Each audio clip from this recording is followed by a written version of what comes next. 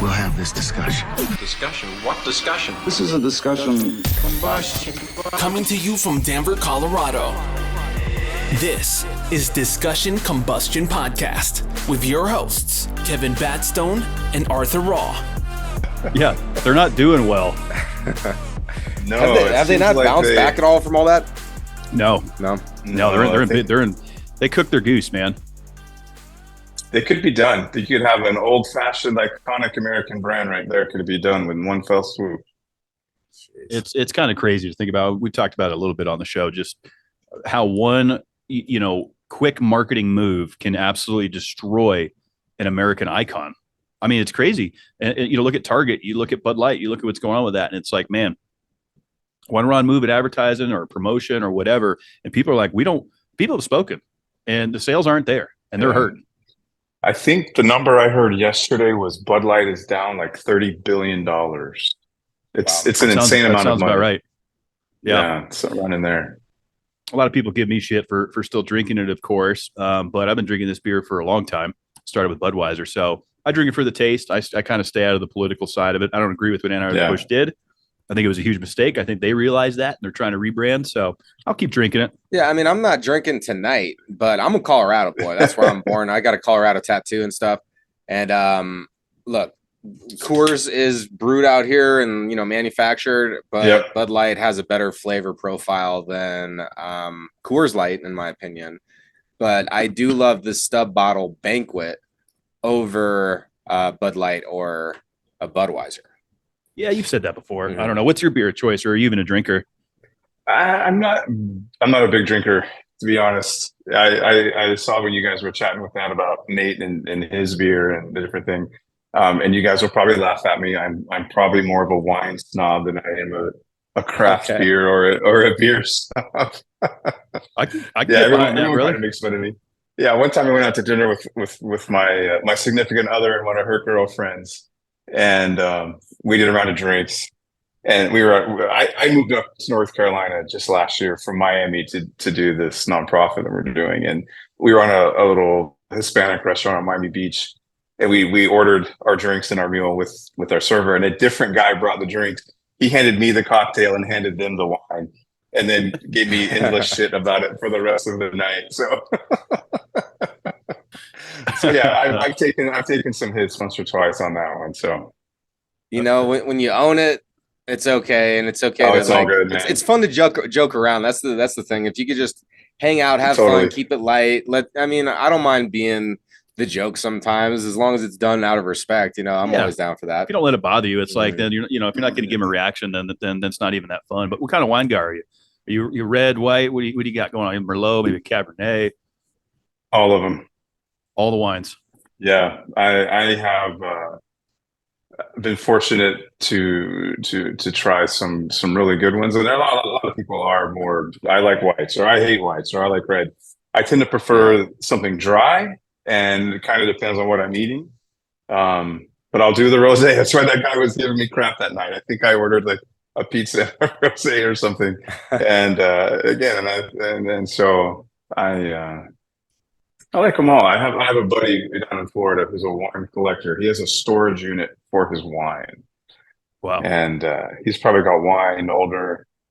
Well, I think I'm probably older than you guys by a bit, but older than me. And so he'll pull out a bottle every now and again and share it. And so, yeah, it's fun to try all kinds of them. European, American, Australian, South African. South American wine is better than a lot of people give it credit now, for. Do you lean like drinking reds during the winter and more whites during the summer? Rosés in the summer. Yeah. Yep. No, everybody's fair game all year long. I mean, equal opportunity.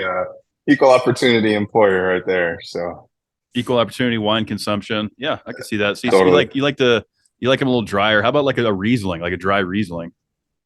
Okay, now so there's some really good Rieslings, and I really like some dessert wines like Sautern or an ice wine. There's a lot of really good stuff like that coming from that German Austrian area or Switzerland where Rieslings are popular. But then you get some of these old really cool wines where they actually let the grape spoil on the vine. You get some of those really super sweet dessert wines because the grapes actually kind of start to go bad, and then when they harvest it, it's super sweet and has kind of a different flavor. And you do a little shot glass size of that, and it's like eating a whole pack of Oreo cookies. It's so sweet, but it's good. I like all that. Like I said, I like them all. You may be the last guy drinking Bud Light, but sorry, go ahead. Oh, I was just gonna say, you got some land out there. Do you like ever make mead, or do you ever like create your own beverage? Because I know it stinks and it like takes up space. And yeah, I know nothing about that. I mean, there's a couple areas here around us in central North Carolina where there are some fruit wineries and a couple little wineries here and there. But I've never had. I don't think I'm quite that sophisticated to figure out the fruit wine or brew anything or kind of create our own beverage or anything. That's a bit above my head. You said you're in central North Carolina? We are. So we are just about an hour west of Raleigh and about an hour northwest of Fort Bragg, to give you a more or less an idea. About an hour and a half northeast of Charlotte. So kind of in that central spot right in the state. We got the beach 3.5 hours one way, and the mountains 3.5 hours the other way. So we're in a pretty good spot, actually. Yeah, it's beautiful down there for sure. And I'm a huge NASCAR guy. I host a NASCAR podcast when I'm not doing this show. You're down in NASCAR country. You got North Wilkesboro. You got Charlotte Motor Speedway. You're hop, skipping, and jump from Bristol and all these areas. I don't know if you're into racing or not, but man, you're in NASCAR country. Well, so there'll be something else you can make fun of before. You like your Bud Light and your NASCAR racing. I like my wine in Formula One. So hey, nice. That's fair. I like F1. I keep up with all motorsports, man. I'm a motorsports guy, so I get behind all of it.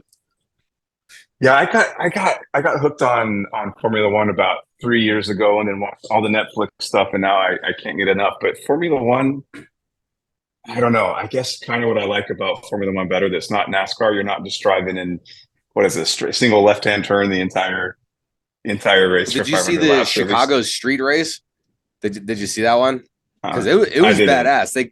They closed down the streets of Chicago and for the whole weekend, and they ran NASCAR downtown Chicago. It was amazing. It was fun to watch. It was an interesting race. I like the road courses a little bit more, but sitting next to this guy for 14 years, I respect NASCAR more than I did when I first met him, for sure. Yeah, I mean, just like any sport, any sport always has its nuts and bolts, so to speak. And NASCAR has really branched out here in the past few years. Yeah, exactly.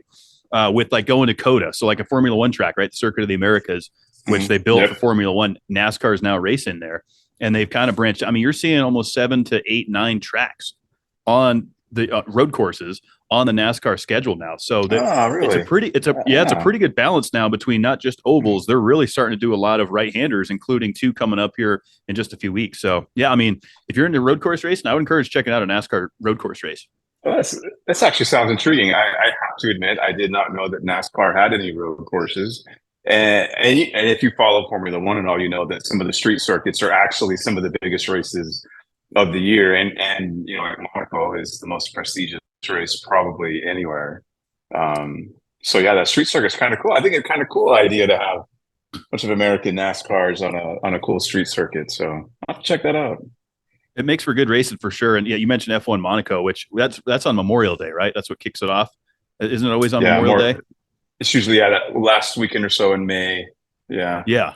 Which is epic because you start the day with F1 at Monaco. Then you have the Indianapolis 500, which is obviously an iconic race. Same day. Totally. And then you finish the night off with the Coca-Cola 600 NASCAR down there in Charlotte, just down the road from you, which is NASCAR's biggest race of the year. So man, I could talk racing all night. I do that on another show. Yeah, you have a whole other podcast dedicated to that. Yeah. But so I wanted to ask you, Dustin, as far as while we're on this racing thing, have you ever been to like a Indy race? Have you ever attended the track? I didn't. Just last year, right as we came up here to North Carolina to purchase our farm and start working and building out the space here for the nonprofit, they brought F1 back to Miami. And so last year was the first year of the new Miami track. This year was year 2. And all of us, bunch of friends, family and people, we were looking at tickets. And dude, it is so freaking expensive to go to an F1 race. How much? Especially in Miami. We were looking at, it was going to be like $1,000 a person for the 2-day pass. Really? And you could swing one or two. That's just for the race. That's not for like the flights or anything. That's just the race. Yeah, well, so we're about 30, 45 minutes away from the racetrack, our house there. And so obviously we could have done that. But yeah, once you get two or three of us in the same family or the same household, you're dropping a few G's just to go to the race. And so no, I wanted to the last 2 years, and then this year super busy getting the nonprofit stuff just continuing off the ground, which we can come back to. But yeah, it was a hefty price tag, and but maybe one day, maybe 1 year, someone will hook us up or something. You're gonna go. Hey, anybody listening into this episode right here or watching, hook up our boy. You never know what kind of connections might be out here right now. And before we segue into the nonprofit, because we definitely want to talk about that, to conclude my thought on the car stuff and NASCAR, because I've been to a couple of NASCAR events, and when you feel, it's not even hearing, when you feel those motors racing around that track, it gives you a whole different respect to the sport, man. It's awesome. Oh, I bet. It kind of makes it real. It's probably one of those sports you have to see it, right? Once you see it, once you're there live, it's got to be different than on TV. That's for sure. Yeah, very much so. I mean, just like any live event you go to, the energy's different. People are fired up. You're hanging out with some good old boys. I would almost encourage you, if you were like for a first NASCAR race. So Charlotte down the road for you, they do what's called the Roval coming up here in the fall, and it's a road course inside the oval. So basically, what they'll do is they'll race around part of the oval and then dive into the infield and race through the infield on a road course style. That could be a cool first experience for NASCAR. Yeah, how much do you think those tickets are going to run, Kev? $150 a piece. Oh, see, that's affordable. That's a lot better than $1,000 a pop. But everything's more expensive and ridiculous in Miami, so that sounds much more realistic. Absolutely. So that's I'm going to keep that in mind on that. Yeah, for sure, man. Absolutely. That's a good recommendation. So neither Kevin and I have served in the military, but we have great friends, best friends, family members that have. We appreciate your service. We know that you're a vet, and you're also doing some really amazing things to help veterans continue the mission, as it was saying on Charlie Mike. And so we wanted to talk to you a little bit about that, give you a chance to promote it. Charlie Mike. Now, military uses like Alpha, Bravo, Tango, Charlie, Mike so what does that mean exactly? Because I wasn't too sure. Yeah, that's a good question, and we hear it quite a bit. So, like you said, it pulls from the phonetic alphabet, which the military has tons of phrases and acronyms and our own little isms and things, right? So if we were out on a mission, if we were doing something, or we were out on patrol, or in any kind of operation, it could be combat or even not necessarily combat. If someone says the phrase Charlie Mike, it literally means continue mission. And then you extrapolate that and mean, all right, drive on, keep going, continue on, move forward. Or it could even be something as simple as like, yeah, right on, don't quit, like we're not done yet. And so then years ago, several years back, as I had started kicking around the idea of a new modern nonprofit for veterans, another buddy of mine that went to Afghanistan with me, we were talking about it. We were both having similar ideas at similar time, and he's like, what's a good name? We were trying to come up with something, and then he actually was the one that coined, Charlie Mike, like continue on, and then I created the tagline, continue the mission of life. The whole point being, the veteran suicide rate is still insanely high, higher than most people realize, higher than the government even publishes. There's some new studies that just came out this past year, right as we launched. And a lot, even though our military operations have obviously wound down over the last couple of years, we only have a few guys deployed in combat zones, a little bit here and there, like Iraq and Syria and that stuff. But the suicide rate is not going down. And so the whole premise, the whole thought, the whole theory of our nonprofit, like other veteran nonprofits, of course, that also do a lot of amazing work, we are trying to connect directly with veterans and help them heal and get to a better place in life, to where they don't feel like the only option left for them is to end it all.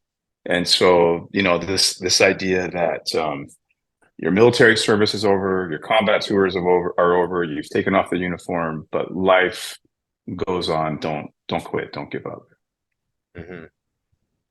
That's a terrific mission statement for sure. And I'm sure, launching something like this has a lot of, going back to nuts and bolts, a lot of things that you have to get dialed in to kind of get off the ground, from the name to the logo to the branding to the reach. And I mean, coming from the entertainment industry, we know how difficult that is to get a new idea out there. So what does that kind of look like? Well, interesting you say, and even piggybacking back on your marketing comment about Bud Light. So my civilian background, my undergraduate degree, and then after I got out of the military, I got into the marketing and advertising in the creative space. And so for the last many years, I've worked for a couple of agencies. I've worked for a couple big corporations in South Florida in the marketing, the design and creative. And it is a ton of work. And so like we created all of the branding and the logo, the branding, the copy, our website. We designed all that in-house. We collectively amongst us have our own side little boutique marketing and creative studios, and then use our knowledge in that space, in that world. So like what you're saying, the entertainment space, there's a lot of overlap and a lot of things there. It's a ton of work, and I'll tell you, it's almost maybe harder doing it for yourself on something this emotional. When I first, I first heard about, well, maybe skipping ahead a little bit just to stay real quick. Like, so I was introduced to the man who became my co-founder about a year and a half ago, but just about 2 years ago, I was actually working at a large global ad agency for an overseas ad agency, and our big client was Apple. And I got to the point where I was just like, man, I am a square peg in a round hole, which a lot of people probably feel in life in their industry, especially veterans. This is why a lot of veterans struggle, is when we come back, you can have a great job or an amazing family, but sometimes things just don't click. But I'll come back to that maybe later. But at the end of the day, I got to the point where I was like, I am not resonating with the ad industry. I am not loving what I do. And it hit me. I kind of put on the shelf the business plan and the idea for Charlie Mike and the whole nonprofit idea. But I got to the point where I was like, I am so sick of doing this creative work, this advertising for other people and other things. I mean, I've worked for Norwegian Cruise Line, Royal Caribbean Cruise Line, Apple, some big brands, Maserati cars, some cool, fun things. It's a fun job and a fun industry. But it just wasn't fulfilling. And I thought, I'm tired of doing advertising and creative work for somebody else. I need to get back into something meaningful, both for my own benefit, for myself as a veteran, and other people. So then anyway, before I got to that realization last summer, and I think that literally the universe opened up the door for me to meet my partners and people helping me get this off the ground. I had to come to the realization that I needed something different. But before that, and any other time in the past when I've thought of let's launch Charlie Mike, let's put this together, I always thought it is such an emotional endeavor. It's such an emotional thing, this work for veterans and suicide, and it ties into our military service and our wartime service. I always thought that there's no way I can possibly brand this and do the creative work and do the creative direction myself.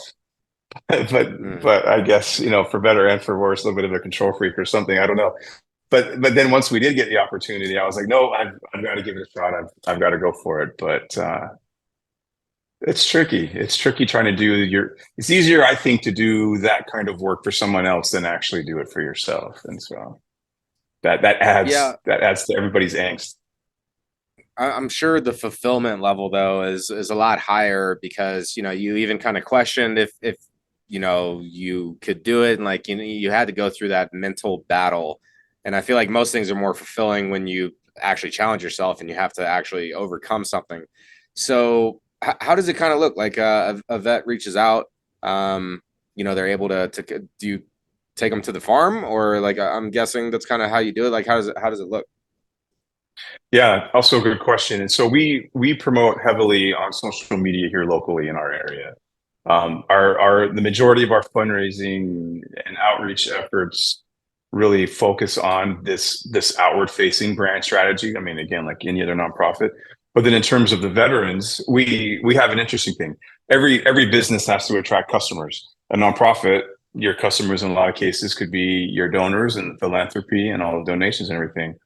But then in our case, we have a whole separate audience, which is the veterans. And so we push really hard in local meetings, face-to-face conversations, social media, But all of that is to create the funnel to where, basically you're right on. Like we have people reach out on our website. We have a veteran registration button right on the top right there. And then we go through a third-party verification service. A lot of people have heard of ID.me. They do a lot of like military or first responder type discounts. They also have connections with the government to where they link right into databases, basically proving, yes, you are a veteran, or yes, you are a firefighter. Like you can go to Under Armour or Nike or different brands and get the military discount. It pings the database and validates you right away. And so then it sends them to us electronically. And in that moment, we reach back out and invite everybody to the farm. On the 42 acres we have here, about 25 acres or so are dedicated to the horses. And then we have a footprint for the dogs of about 2 or 3 acres. And so we want everybody to come out. A lot of the intent of what we do, especially on the equine side, is get veterans off the couch, get out of your house, get out of your apartment.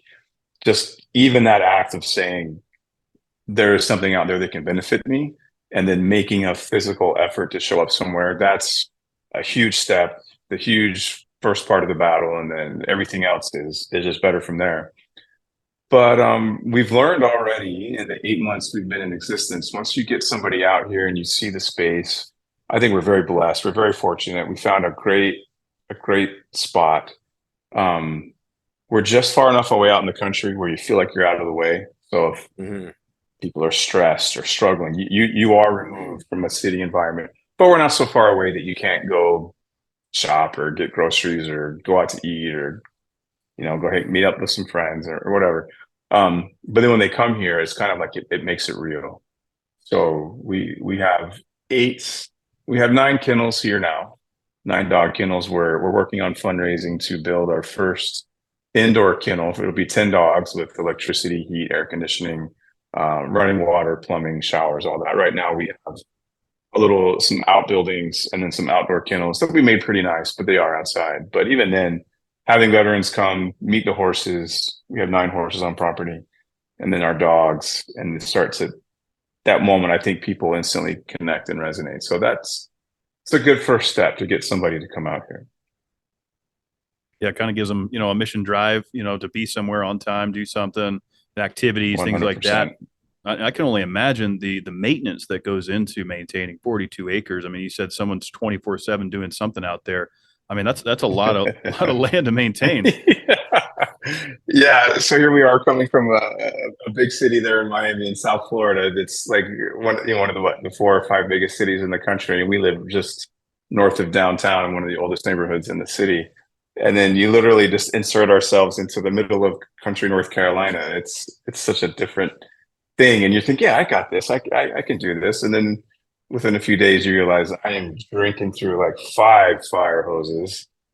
And I think one of the funniest things is coming out here on a farm. We've got some awesome horse trainers and horse people. We've got some awesome dog trainers and all the canine experts. We love dogs. We have a few dogs, but I'm not a trainer. I'm not a horse trainer. I'm not a dog trainer. I have never felt so stupid in my entire life as having to come out to a farm and learn something new, learning about tractors and mowing and fields and horses and horse care and building the right kind of fences and the right kind of enclosures. And same thing for the dogs. It's been amazing, but it's also been humbling because you have to admit, this is a whole new world. It's a whole new thing. It's kind of funny because when we first met the lady now who's our horse trainer, she is one of the best horsewomen and equestrians in the state of North Carolina. Like she's been exposed at the highest levels her whole life. And she's in her early 60s and still rides and trains every day. Oh, that's awesome. I mean, she could probably outwork all of us to the ground.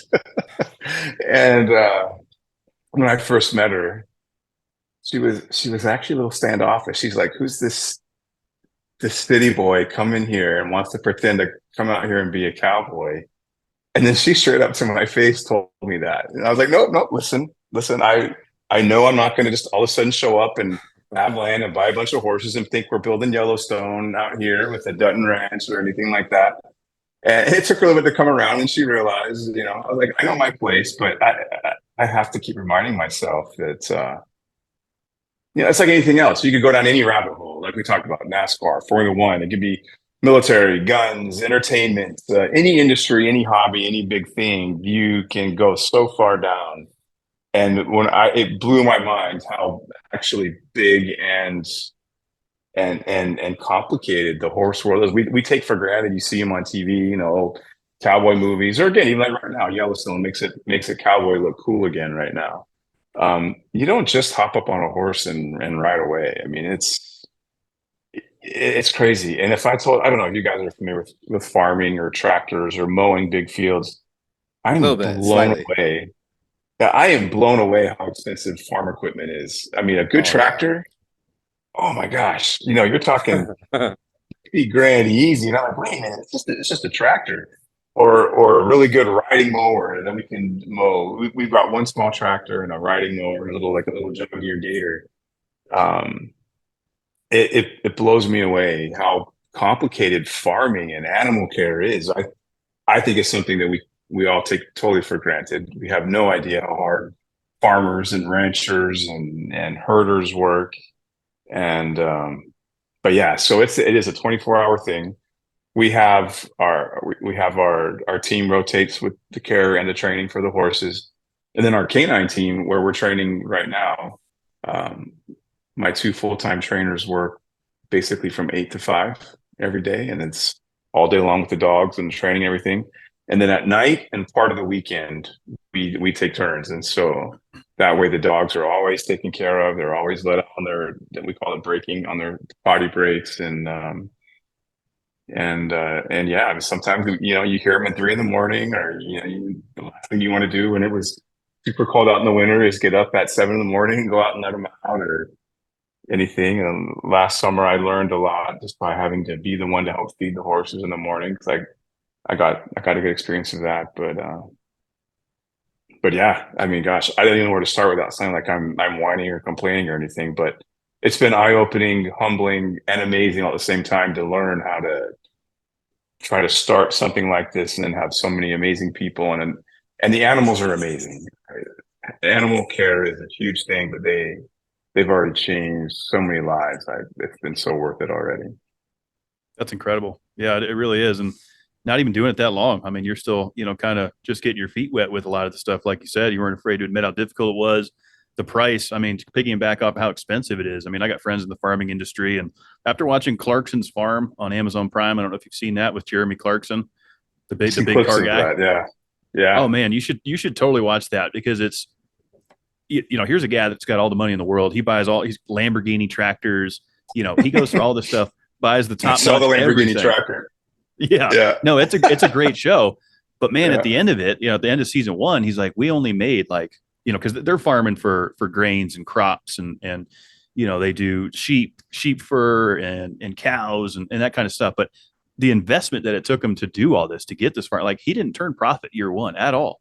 These guys put up so much money to get these farms going, and they make no money the first year. And I think that's something that, like you said, people take for granted with our farmers. They're out there working around the clock, not turning profit. It's a tough industry out there, man. Yeah, I did some Google research just the other day because we were thinking of maybe using one of our empty fields just to kind of help generate some additional income streams for the nonprofit, for the organization. And we have a neighbor just to our south. He owns, I don't know, I'm going to pick a number, it's probably wrong. It's around 100 acres. He has a dairy cattle farm and a chicken farm all combined in together. And they grow a lot of their own corn, especially for the chickens. And I did the math the other day. I was looking. I was like, we got a few acres sitting around. You can have an acre of corn. Now, I don't know how new this was. I don't know how accurate this was. It seems to be about average for this area, but somebody else may, how it is. Somebody may pipe in and fact check me one day. But the information that we found in our research was an acre of corn will net you $500. So wow. you do the math of how many acres a farmer needs to grow corn to maybe support a farm, support a family, support all of us. A lot. It's been, again, this is part of the part where it's been very humbling. And then imagine if you have a crappy year, we could go down that road too, right? But these guys grow corn all around us. So we had asked them back in the fall if they would lease us one of their fields next to ours so we could run more room for the horses. And the guy's like, nope, we're farmers. I need that land. and so yeah, he needs that to feed the chickens, and it's a big commodity. Yeah. It's again just a tough industry. I mean, growing corn not something I know much about. Those cattle farms. I know it's a lot of work. It's a lot of money that goes into it. It's a lot of maintenance. Are you considering like going into any like getting some chickens or like expanding into your animals out there on that land? Yeah, we've talked about that actually. We have the space for it, and the lady next door to us actually was the owner of this land we bought just over a year ago. She had about 100 acres, and she had an exotic zoo and a horse rescue. And then she decided to divide the land in half, downsize, and then we took almost in half. We bought 42. She kept like 55. And the chickens haven't got the memo that there's a fence now between the property, so all the chickens and the peacocks still come on our side of the property. But we think about it just because you could get chickens, you can sell them. This is a big chicken producing area in this part of North Carolina. There's some big chicken processing plants and a lot of chicken farmers that contract with different brands. But of course, you get the eggs, and it could be that. But we've talked about it. But again, that's one more thing that I have zero knowledge and experience on. I would like to say we'd like to get some cattle, but then everyone's kind of like, we don't want to meet our food, so that'll probably never happen. But like, okay, so what do you think about this theory? You get your own cattle, and you just love those animals, like really, like you just like you treat them so good, like a pet. Yeah. Do you think that meat is gonna taste better than like non-loved meat? I don't know if it'll taste better, but it might be a little bit harder to eat. That's the thing. A couple of us here on the team, that's the thing that we talked about that too, with like pigs or cows, and it's like, well, I don't want to go meet them. I think it would probably be harder to go have to slaughter them. You don't know if you're crying because you love the animal or if you're crying because the meat is so delicious. Yeah, it could be. They're just all natural, organic, grass fed, 100%. Awesome beef. We do have good grass here, though. Our grass actually survived the winter, so cows would do really well on our property. For matter of fact, just grazing the grass. Yeah, we have plenty here. That's good, man. No, that's good. And not to give any spoilers, but going back to Clarkson's farm, he ends up raising these cows to birth. He's trying to get some calves, and this one cow, his favorite cow, her name was Pepper, just couldn't get pregnant. They tried everything, artificial. They brought in a bull. They did all the stuff, and it just wasn't going to happen. So they're like, well, it's either this cow goes to slaughter, and he's like, I just can't do it. He grew too fond of it as a pet, and he's like, fuck it, we have a pet cow now. Yeah, I think that's exactly the problem. That's exactly the issue. Again, everybody thinks we're just going to be like John Dutton or have run around a bunch of cattle. But if you have to take care of them, and you bond with animals, I don't know. I've never hunted before. I've never even, I'm obviously a veteran, and obviously I like my guns. I shoot a lot. I shoot competitively. I've also been, I'm also a firearms instructor, so I stay in that space. Nice. But hunting is hard because I don't know. A lot of guys still make fun of me, but I just feel like I really don't need to go shoot that deer. Or I don't need to really go. I'm not saying there's anything wrong with hunting. I'm not an anti-hunting. It's just for me. That's by extension to the cow. I actually had to shoot my deer, my first deer, just about a month or two ago. Somebody had hit, because we have so much land, there's several deer herds. I mean, all the time. I see them in my fields all the time.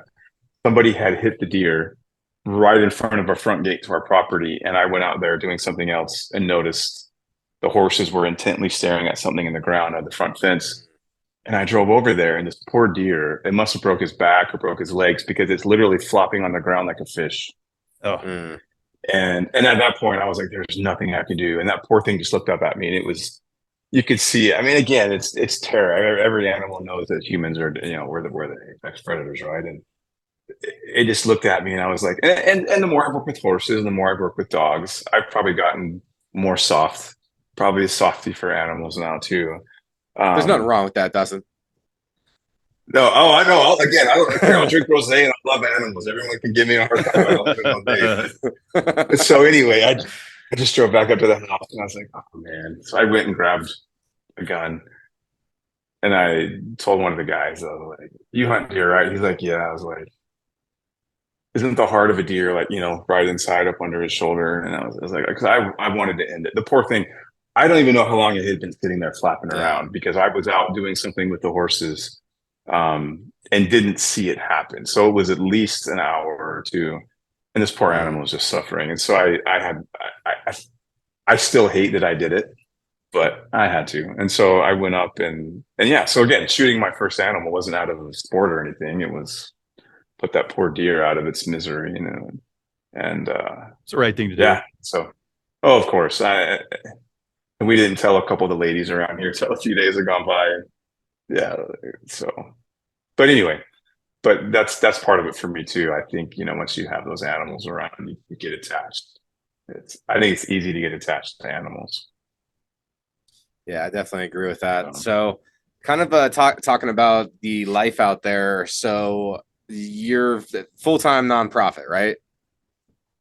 Yeah, I also have my own side consulting business where I do, like I said, marketing and advertising and creative work. But the work for the nonprofit is all the time. It never ends. I never accomplish on any given day or any given week what I think I'm going to accomplish at the beginning of that day or at the beginning of that week. We're not huge. It's just there's always something to do between people and animals and veterans and mowing or care and maintenance. Yeah. So yeah, it's definitely a lot. It's a couple full-time jobs, 100%. So it's a lot, and you've taken some risks, I'm sure, some financial risks and just, risks in general getting this thing going. Now, when someone is looking at creating something like what you are working on creating and growing it, it's a lot, right? Like there's, the property, there's, the maintenance, there's the cost of training, the food, upkeep, like everything. So for that to not become overwhelming to you, right? Because that could deter a lot of people. They're just like, yeah, I'm not going to do all that. What would be some of like your advice for things that helped you keep that mission going? Yeah, that's a really good question. I think, man, I mean, there's so many things that could come to mind, even though I'm not an expert, we're still learning every day. The biggest thing that comes to mind first is everything's going to cost more money than you think it will. Like you're going to need more money than you think. And I'm not saying people can't be awesome and work hard and do a lot with a little, or you can't get things done on a tight budget, but everything's always going to cost you more. Kind of to your question about the full-time side of things, it's going to take longer than you think. It probably won't move as fast as you'd like it to. And no matter how tight you think your plan is or how awesome you think you are or good at whatever you're doing or not, like in our case, we're new, but surrounded ourselves with good people. It's going to be a challenge. And I wouldn't even answer to that to somebody and say as a way to discourage them. I struggle in life. Just a funny little quirk about me. I struggle when you go up to somebody and you're sharing an idea and they poo-poo on the idea, not to give you honest advice, but to kind of maybe, bring you back down because they're not willing or able to try. I always like to find the good in something and then work through the honest side of it. So I would never say something like that to discourage anybody. I would say though that there are hard truths and realities, and if you're not all in, you're not all in, then you won't last. You won't even be able to stay all in because you're not all in. That's probably where I would start with the advice on anything, whether it's a for-profit business or a huge, huge labor of love that you turn into a nonprofit. Like, it's freaking hard. And different communities, different municipalities, different governments are sometimes more or less friendly. And I'm not even saying anything like political or controversial. It's just like in our case, this new dog shelter, the kennel that we want to build for our dogs, even just getting a septic tank permit is going to take 10 to 12 weeks because we're in a small rural county, and that's how long it takes. Nothing's going to happen fast. And that's just the permit. That's just permission to pick a spot to install a septic tank and then figure out the construction and everything. So everything it's intensive. And I guess just piggybacking up on what I said a moment ago, the other big advice I would give to anybody on anything. I'm sure you guys get that too. You guys even doing something like what you guys do, it takes effort, it takes time, it takes risk, and um, find good people to help you get there. Find people that you can trust and that are committed, that are dedicated, and want to see something succeed. I think a team, you could have the best idea on earth, but if you don't have some good people behind you, whether it's your spouse or a close friend or something, or a team of a bunch of people behind you, that's life is hard that way too. Couldn't agree more, man. That's something we talk about a lot on this program. Is like the importance of family and friends, and surround yourself with the right people and sticking to the mission. It's something I like to say a lot is, people will do more to avoid pain than they will to gain pleasure. And that's staying in the isn't that crazy mindset. Yeah. I mean, that's just a natural characteristic of self-defense, essentially. Like, well, this is getting hard, so I'm not going to do it. But, as we've learned from every six, go ahead. No, it's like, when it gets hard, people say I'm out. They do, man. They're like, you know what? Is this worth it? And look, some people are in different positions. Maybe they have young kids and they can't afford the financial risk or whatever. But I would say over 99% of entrepreneurs and people that have a mission drive purpose that I've spoken to have all said when it got the hardest, right? When I thought about giving up is right when it turned profit or it turned the corner. Yeah. It started to, the trajectory started to go up. And look, we've been there in this business. This is not an easy business to make it in. And if you're not questioning yourself, like, man, is this going well? Am I doing everything I can right now? Then I feel like you're not doing it right. You got to have those hard times. Yeah. Too true. Yeah. Too and true. I like what sorry, go ahead. Oh, I mean, quick tidbit. It's like, and beyond business, just personally too, like both things are hard, right? Either being lazy, depressed, and lethargic and unproductive. That's hard. Like your life sucks. And being diligent and on a routine and holding yourself accountable, that's also hard. But you have a better quality of life when you do one of those hard things over the other, right? So that was just my little tidbit on that. Absolutely. I mean, I agree. It can be hard and life can suck, or it can be hard and life can be rewarding. But life is hard. I mean, it just is. Dude, it is. I mean, I have a couple teenagers, and we see a lot of this stuff going on around us. And I think people have lost, I'll up on my soapbox for a minute. I think people expect life to be easy. And that hard reality is it's not easy, and nothing worthwhile is easy at all. So true. No, it really is. I mean, go ahead. Go on. Yeah. No, sorry. There's a little bit of a delay. Sorry, I didn't mean to step on you. Yeah, Zoom has this technology stuff, but gotta love it's just the way it rolls. Yep. You gotta love it. It's good for a lot of things, but just kind of what you were saying with people expecting life to be easy. I mean, I think we're really seeing a level of entitlement, especially here in America, that we haven't seen before, where it's like kind of almost like all glory, no responsibility. People feel like they should work less but be paid more. It just, I see a lot of it, and I think it's unfortunate. And I think that TV programs and social media have not helped with that at all. People see these fake glamorous lives on Instagram and all these platforms, which look, we use, I get it. I'm not necessary evil. Yep. Yeah, exactly.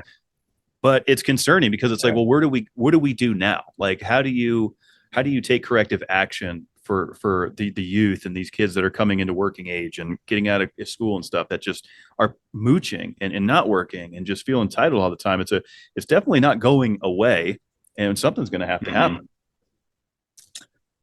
I mean, this would be an easy rabbit hole to go down to. Yeah, and I'm always game, but at any rate, even just tying it to what we're doing or what you guys are talking about in life or the military. The military is having the hardest recruiting effort in a very long time.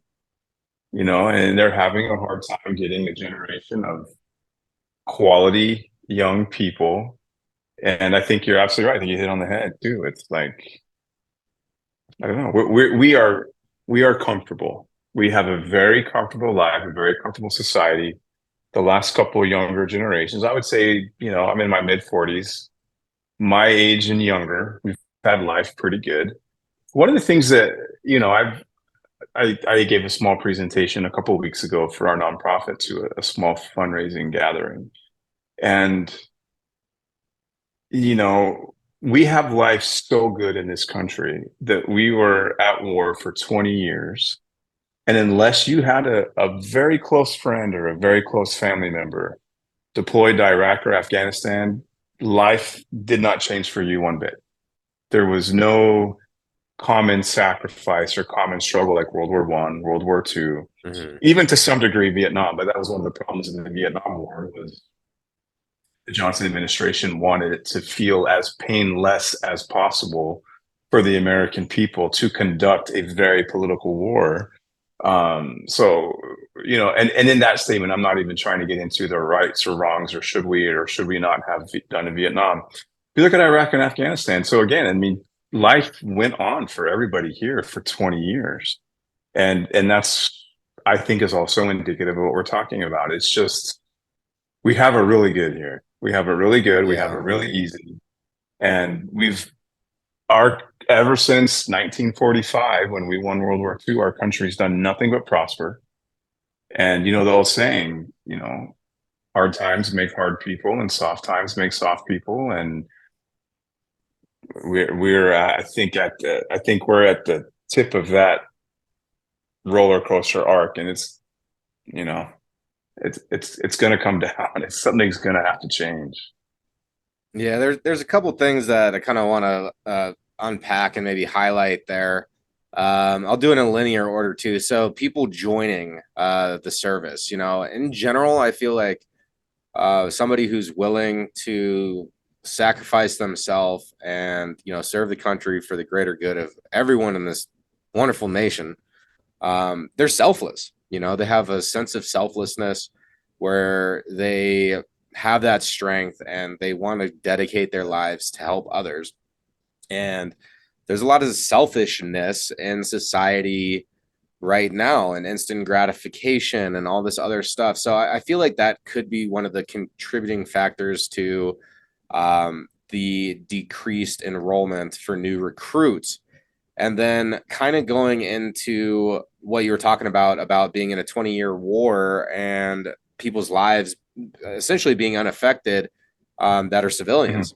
So you're a selfless person that gave up your freedoms and sacrificed and saw people that you cared about get hurt and worse, and you served this country, and then you come back and nobody is affected by what's going on over there, right? Essentially, right? Because the whole country, like your day-to-day life is the same. And so you come back and there's like zero appreciation for your selflessness, which, you know, I could see why that's probably a contributing factor to suicide and unfortunate things like that. So kind of my full circle on that thought, what we were just talking about, and the importance of Charlie Mike and what you do with your nonprofit, for sure. Yeah, well, I appreciate that thought, and I think you're definitely on the right track there, and that's also one of the, I don't want to say blessings and curse, but maybe one of the strengths and the weaknesses of our current modern military post-Vietnam, because all of us are volunteers, right? None of us are draftees at this moment, and it's been that way for our lifetime. I don't know, maybe that changes one day. Who knows? There are people that are actually starting to advocate for that again, believe it or not, if you guys haven't heard that. And again, there's a pro and a con to that too. You know, conscripting someone into service that doesn't want to be there doesn't necessarily do a lot for them or the military as a whole, but then compelling everybody to give back to the country in that way does give you a different kind of appreciation for what we have. There is that, you know, at the same time too, I think another area where you're kind of onto, and I'll pull that thread. I'll speak for myself. I know a lot of people agree with me, but I know a lot of veterans or military people maybe don't 100% agree or haven't come to this realization. But over the years, as I've been thinking about this and working on different versions of this business plan and different ways to figure out how to launch it and talking to different groups and veterans groups, and in the last year, we've actually been talking to a lot of veterans and psychologists and things like that. It's easy for everybody to think, especially the government or the VA or just people in general, it's easy to think that veterans struggle because of the combat or the death or the killing or the loss of a friend. That is all 100% true and 100% legitimate. However, where we as an organization have started to challenge that a little bit and push back, and we're finding data and stories and conversations. And a lot of psychologists will say and agree with this as well. One of the determining factors that's most likely to drive somebody to suicide isn't so much even the trauma or the PTSD. It's that feeling of hopelessness or uselessness, or now what am I going to do with myself, or now what am I going to do, or feeling unvaluable to society, unappreciated, or where's my place? I was doing something amazing over here and I belong to something, even though I was literally one in a million. I was just a number. But you had your team and you had the people, and you had the mission, you had the cause. And like you said, the selfless nature of it, the service side of, even in English in the US, we call it military service. And then when a lot of men and women come home or take off the uniform or after combat or whatever, you lose all of that. You lose a huge, profound sense of purpose. And so I argue we are starting to push for understanding, and at least helping people come to a realization. Everyone's experience and journey is their journey and their difficulty, but even for myself, the harder part is the after and the now what, rather than the what we did and what we experienced.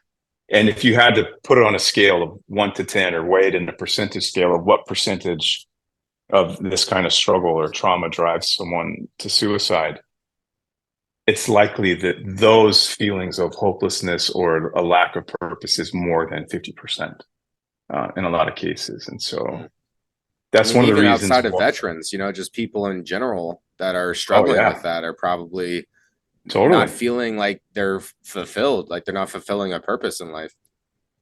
Well, look what's happened to this country, specifically post-COVID, or when people were in lockdown in different cities or states for a longer period of time. And in teenagers, you look at teenagers and go, how is life so hard that the teenage suicide rate is going up? You see these things of even 12-year-old little kids hanging themselves. I mean, it's crazy when people feel a lack of hope and purpose.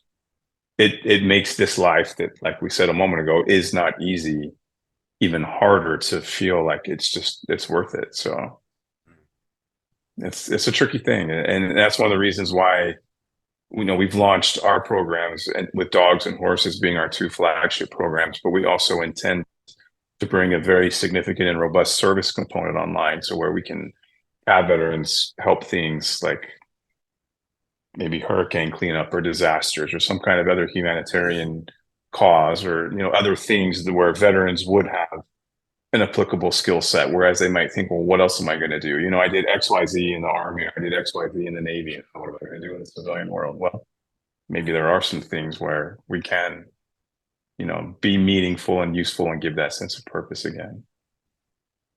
Yeah, it's needed for sure. It's a great organization.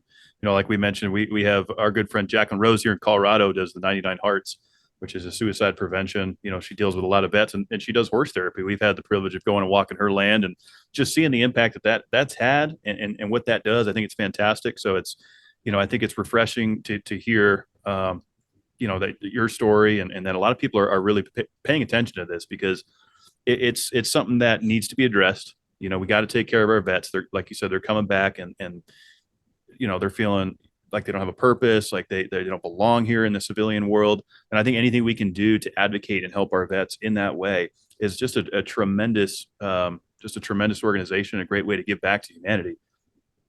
Yeah, it's definitely it's important, and it's important to have these kind of conversations.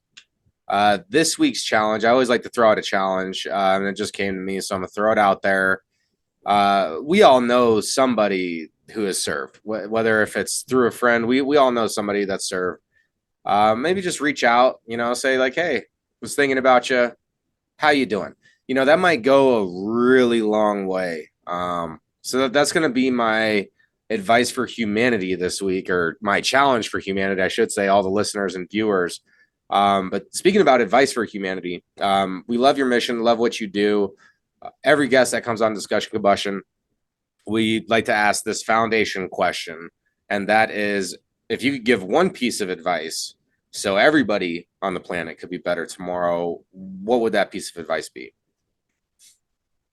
That's a heavy question. That's big. I mean, gosh, I think there's everybody on Earth, all of humanity. That's a big question, especially, I mean, I don't know. We look around right now. There's so much turmoil everywhere you look right now, right? Here in the US, we're more divided than everybody ever before. And around the world, everyone's like, Russia and China and Ukraine, or go to places like the Middle East or, Africa. And gosh, I don't know. At the expense of you've seen more than a lot of people that have come on, so you have a better. Yeah, true. Well, I think that's also true of veterans in general, which is one of the reasons why our bullshit meter for a lot of this nonsense is so small. Like the average person, deals with this much crap every day, and the veterans going, okay, guys, this isn't really this big of a deal, but it's like, we have no patience for it. I don't know, man. As cheesy as it sounds, I would probably say something like, you guys, at the end of the day, we really are all on the same team. That's probably, I mean, you could extrapolate that into different religious connotations or philosophical points of view, but I think if you boil it all down, whether you want to say, we're all God's children, or I know that's an expected answer, but when you've been, I don't know, I've lived in South America, I've spent my wartime in Afghanistan, and I worked a lot with the Afghans. I was an advisor to the Afghan army, and I was fortunate. I was attached to a special operations unit and got to do all our missions. And so I had a really unique deployment. I had a really unique view and vantage point, I think, of the war and time in Afghanistan. And I don't know, when I saw a lot of those people and saw a lot of them, I met people on a regular basis where you could just tell they look in their eyes, they hated us, despised us, would just kill every one of us. You gave them a chance. And then you met some other people that were genuinely trying to build something and do something new. And then I met other people that could have cared less. Like, you know what, just leave me alone. Let me tend to my crops, my few cows, my goats. Let me take care of my kids in peace. I don't care. Americans, Taliban, Al Qaeda, whatever. Just let me do life.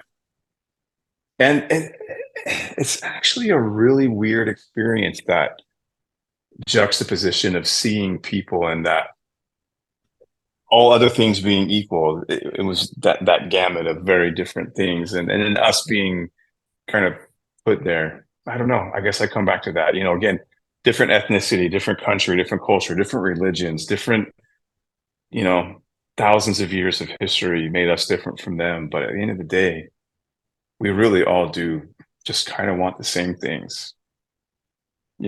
Just let me be, let's all be good people, and let me take care of my kids and try to enjoy a bit of this life, I think. I know that's heavy. I know that's probably cheesy, but yeah.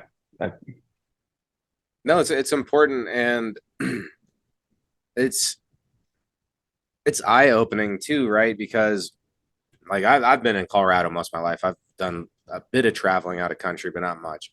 Didn't see anything close to what you saw, or experience other cultures in the way that you did.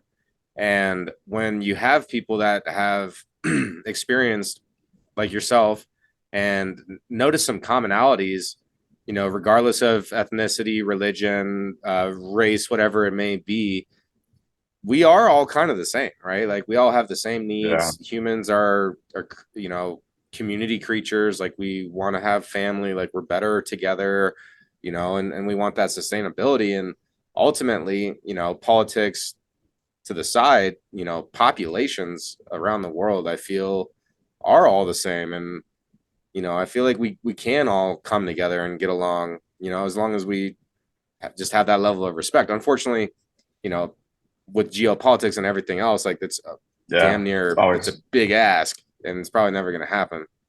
But yeah, I think that is good advice, no matter how cheesy it, may come across. Well, thanks. Yeah, I mean, politics for politics. And I didn't think it was cheesy. Oh, well, thank you. Even here in the U.S., though, you look at it right now, without, I don't know, it's Another buddy of mine, that was in Afghanistan with me. He made a comment to me a few years ago. He's like, I'm looking around. He stayed in the military longer than I did. He did his whole 20 plus years, and then recently just kind of wound it down. And he's like, I look around at what's happening in our country right now, and he said, I don't even know if it was worth it.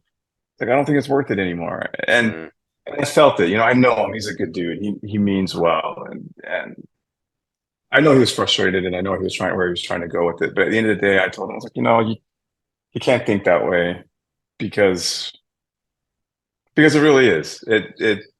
It's worth it. I feel bad. I felt bad that he felt like his service has lost value. This next year and a half is going to get really interesting. I know you guys know what I'm talking about. It is, but I guess at the end of the day, it's kind of what I mean. We really are on the same side. If you could remove a handful of businesses and a handful of politicians out of the way, we'd probably have an easier time of remembering that.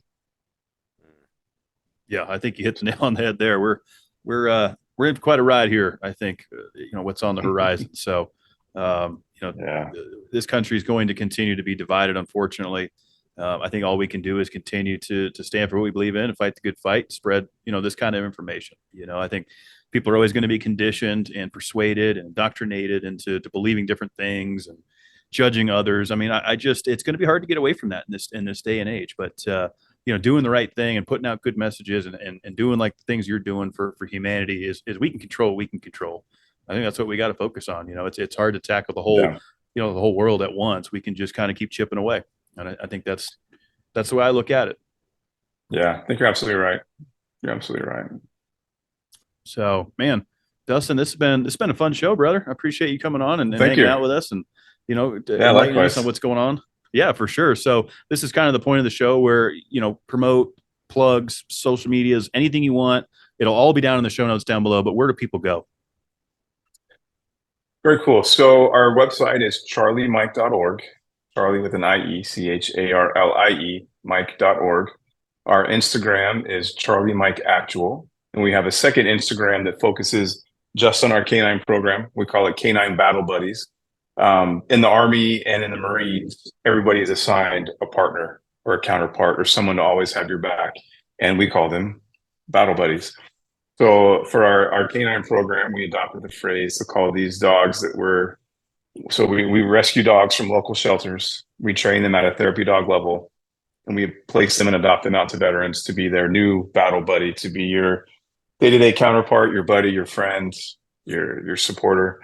And so that Instagram is called Charlie Mike Battle Buddies.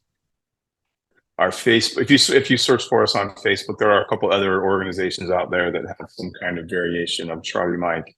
But our handle on Facebook is Continue the Mission, which obviously plays on Charlie Mike itself. And we're on LinkedIn. We're getting ready to start a YouTube channel. So yeah, we're on social media actively. We're always sharing stuff with the dogs and the horses and what we have going on day to day. And I don't know. I appreciate the opportunity to be here. I appreciate the time to make that plug and share our high level mission and the work that we're doing with. At the end of the day, really is, for the last 15 years, everyone's been saying 22 veterans commit suicide a day, which sounds like a crazy number. When you take that math and you extrapolate it out, we lose more veterans every year to suicide than we lost in 20 years of combat in Iraq and Afghanistan combined. And that's terrible.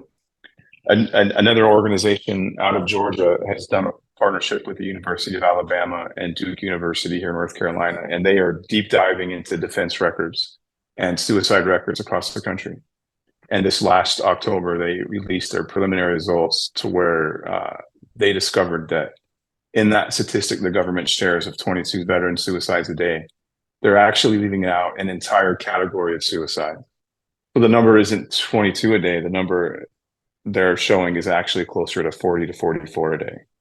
Wow. So the VA's last count last year said 18 a day.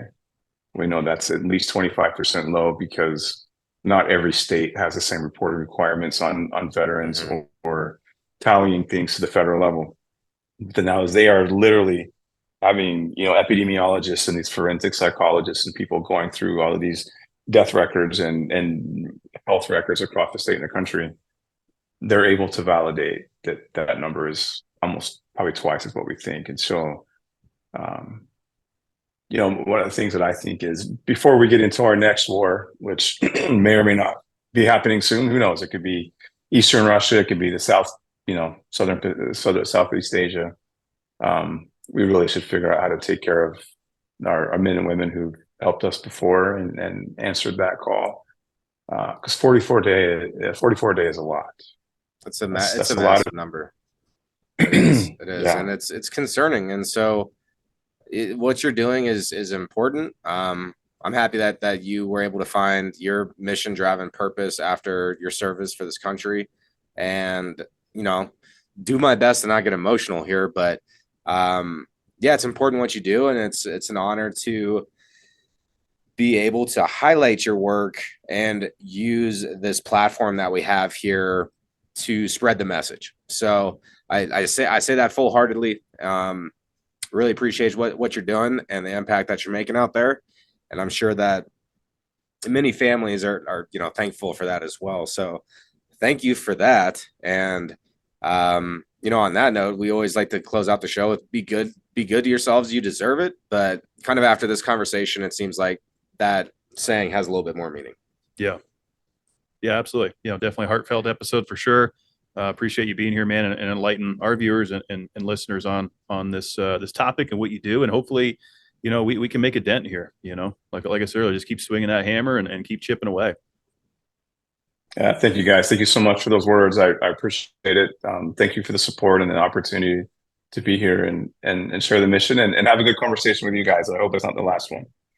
Oh yeah, no, we got to get you out here to Denver. Maybe we'll come out for a visit, kind of check out some of that land when we're down there. I'll be down there for a NASCAR anytime. Race, so. Maybe I'll volunteer and go mow the acres for you for 4 hours. Dude, I'll keep it 4 hours. It's more like quadruple it. We'll go watch NASCAR and you'll be in the race and you'll still be here on the mower when we come back. That's awesome. Good stuff, man. Well, definitely a pleasure to make your All right, acquaintance, guys. and we'll be in touch. You take care, brother. Thank you. You guys take care as well.